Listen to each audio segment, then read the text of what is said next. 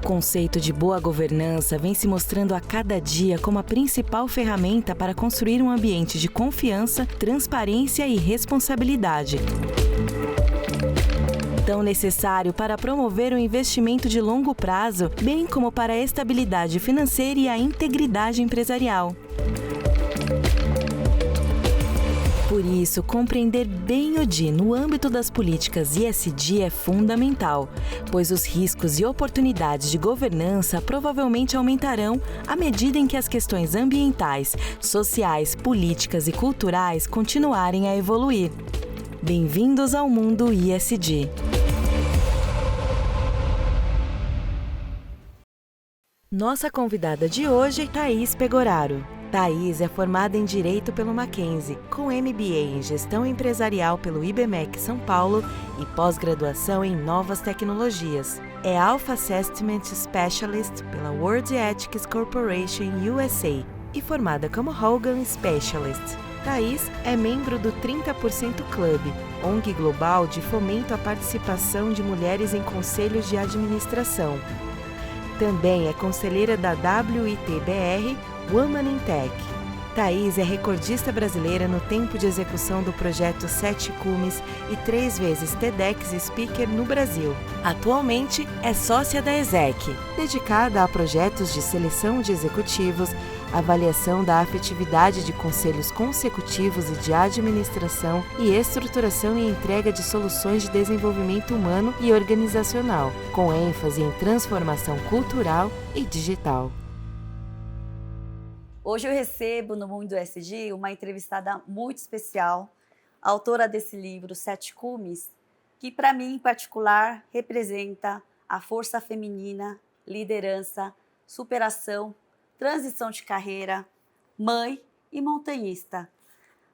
Ela, autora desse livro, escalou 7 cumes nos 7 continentes, os cumes mais altos, e é simplesmente recordista sul-americana que completou esse desafio em 1 ano e 1 dia.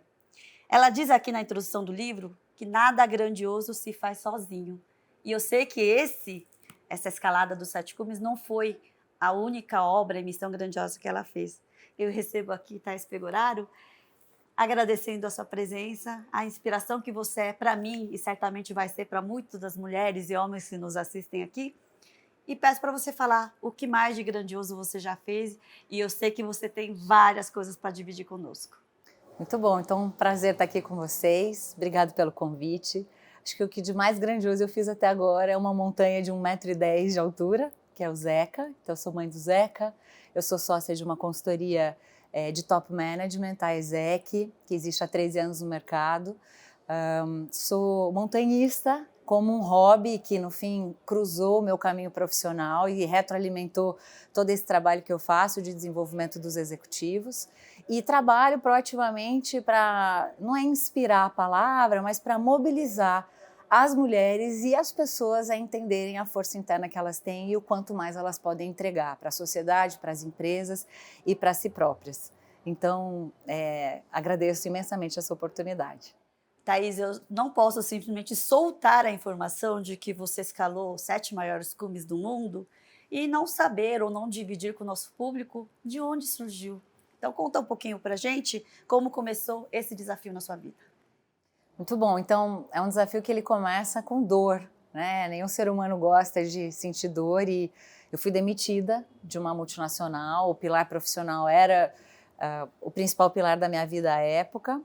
E essa demissão que gerou, né, essa mobilização para a dor, ela me fez rever o processo de vida que eu tinha experimentado até então.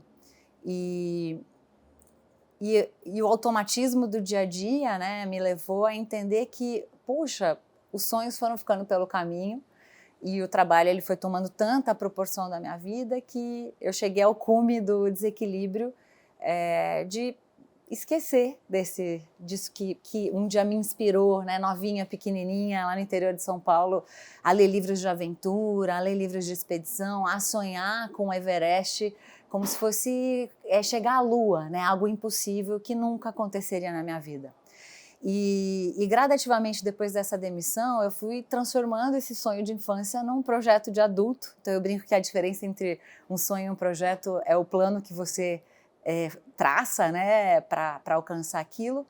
E à época eu fiz várias formações como coach, né, quando ainda não era tão disseminado, e fui me submetendo àquelas técnicas de coach e me apropriando desse sonho. Então, foi assim que surgiu como o primeiro degrau, né, desse projeto maior, que era primeiro aprender a escalar em rocha, depois aprender a escalar em gelo, depois buscar patrocínio financeiro, porque é um esporte extremamente custoso, né, caro.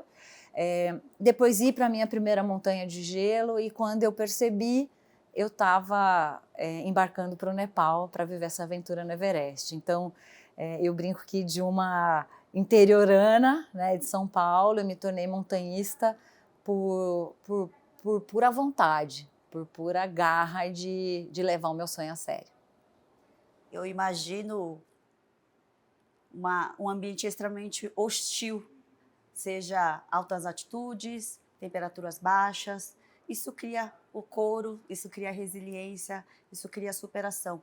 Como você transporta isso para a sua carreira profissional e o que isso te impulsiona hoje em dia?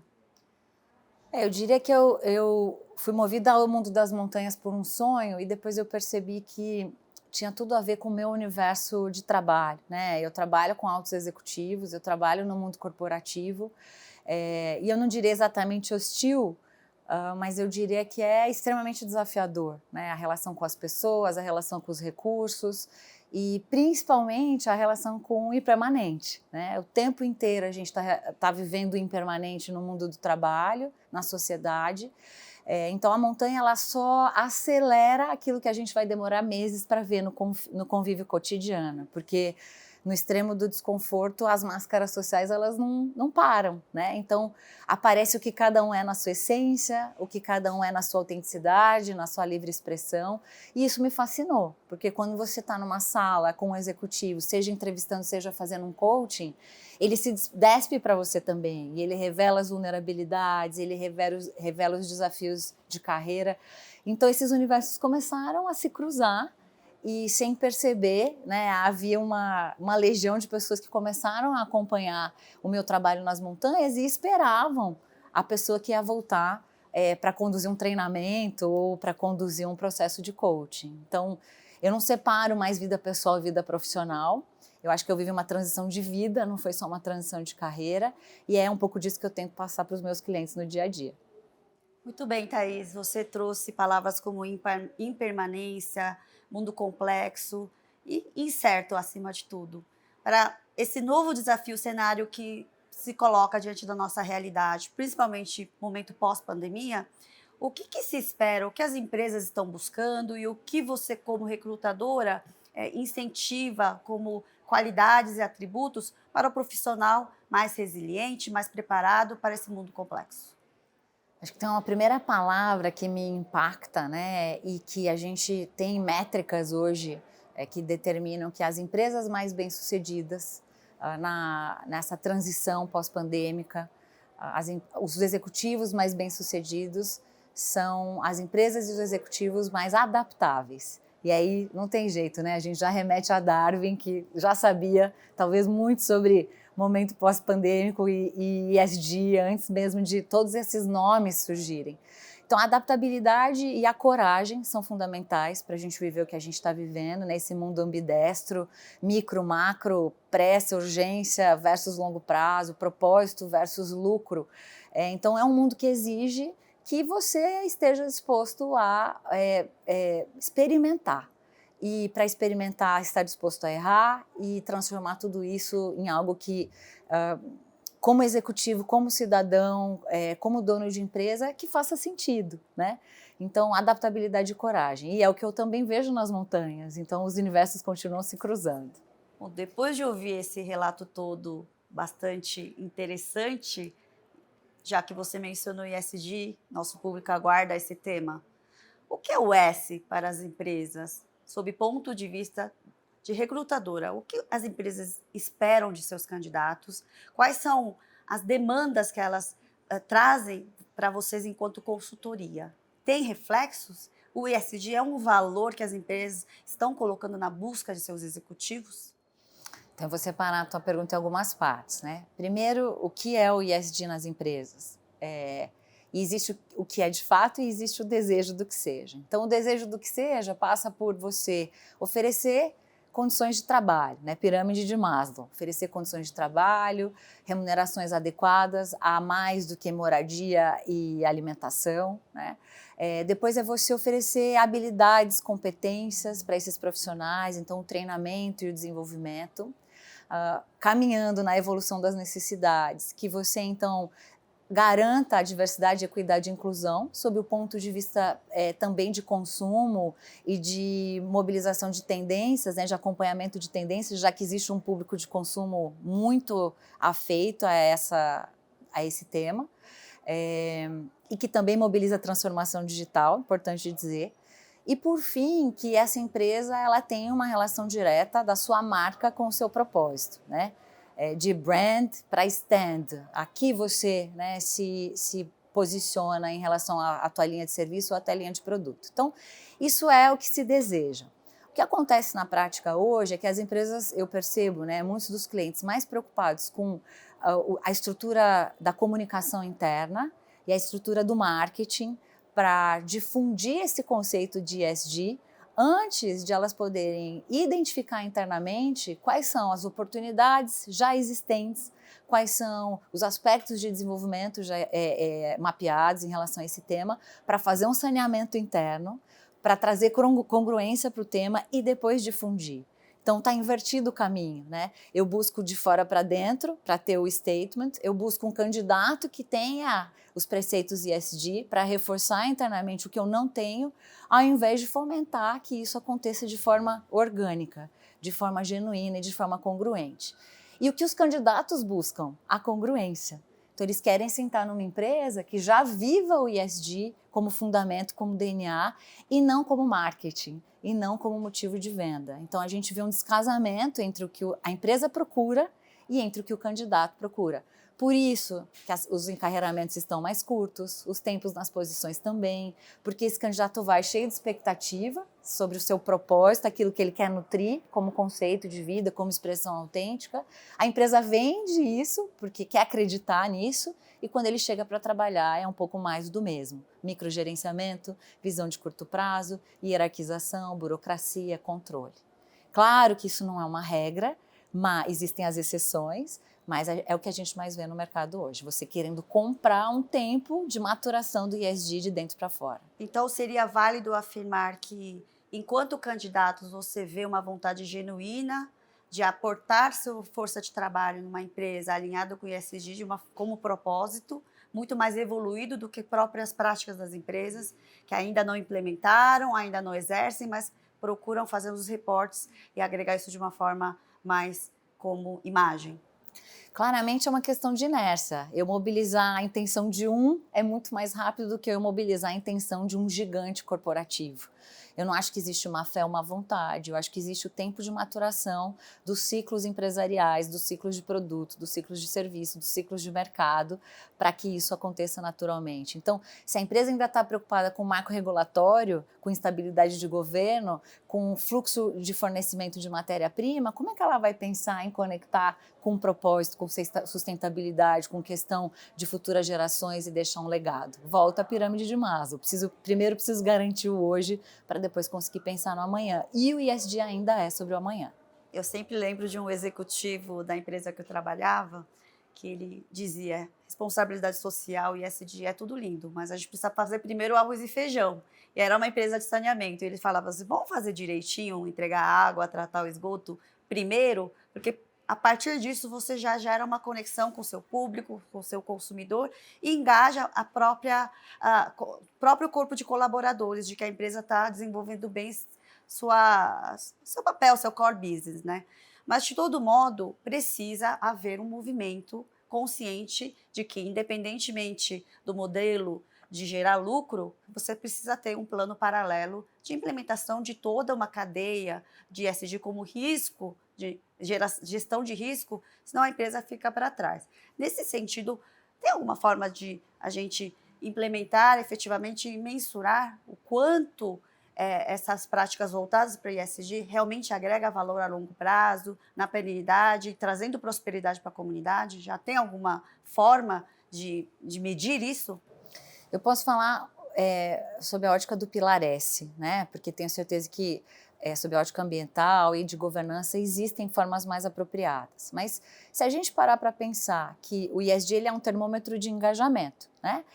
A partir de valores, de uma cultura forte, de uma cultura alinhada, com esse ideal do candidato. E se a gente parte da premissa que pessoas engajadas são pessoas mais produtivas, né? Pessoas engajadas, realizadas, são pessoas com mais alto desempenho. Então, se eu sei o que engaja na minha empresa, independente do ESG ou não, eu sei o que mobiliza o maior desempenho do ponto de vista do capital cultural. Eu estou falando de capital cultural, não estou falando de tecnologia, não estou falando de informação, eu estou falando da combinação das pessoas que compõem essa organização que tornam isso o capital cultural. Existe hoje uma forma de você medir o que efetivamente é vivido na cultura organizacional, sob o ponto de vista de valores. Dessa maneira, você está medindo uma metodologia inglesa de um instituto reconhecido por um algoritmo já parrudo do ponto de vista de medição de valores. E se você entende, então, que X valores mobilizam a cultura atual, você vai conseguir fazer um depara do que é ESG e do que não é. O que você faz com isso? Plano de ação. Né? Se você quer realmente viver o ESG, que processos, que rituais, que comportamentos você vai estimular nas pessoas, que tipo de perfil de profissional você não tem e você precisa trazer para dentro de casa, o que você precisa abolir, né? Que vai destruir valor, que vai ser limitante do ponto de vista desse engajamento, e aí você vai desenhar um plano de ação. Né? A diferença é que não medir é viver na tentativa e erro. E quando você mede, você gerencia e você consegue, então, operar com o hemograma na mão, né? Com um set de ferramentas e instrumentos. Também é possível medir o que as pessoas querem viver. E aí entra um aspecto interessante, né, da composição da cultura organizacional, porque se eu sei que valores as pessoas querem viver naquela organização e se esses valores já falam com ESG, com o tema de ESG, por exemplo, diversidade, equidade e inclusão, por exemplo, inovação, por exemplo, colaboração, né, por exemplo, coragem, se isso já aparece como valor desejado ou quiçá na cultura atual, então você já entende que há um grau de maturidade maior para o ESG nessa empresa. E eu arrisco dizer que existe uma relação direta, né? A gente vê hoje as empresas listadas no Great Place to Work, que falam muito com essa temática, são muito congruentes com a questão da preocupação com o S, também geralmente são as empresas listadas na Fortune 500, na Forbes 500, que são as empresas de maior retorno ao investimento, retorno ao acionista. Então tem que haver uma relação direta entre você investir no ESG e você ter mais retorno financeiro. E essa é a parte que ainda as empresas não entenderam. Ainda age-se por branding, por imagem, por comunicação ao consumidor, ao invés de introjetar que isso gera valor, e gera valor tangível, gera valor ao acionista, aos stakeholders. Você traz aí bastante a fala da congruência, essa congruência lógica de valores. Mas quando a gente fala de valor, propósito, a gente até ouve um certo tom de deboche. A propósito é da geração X, Y, Z, e categorizando. Mas hoje é uma realidade de que 4 diferentes gerações estão aportando força de trabalho, seu capital intelectual, dentro de uma mesma organização, que não pode ter 4 diferentes valores, 4 diferentes propósitos ou missões.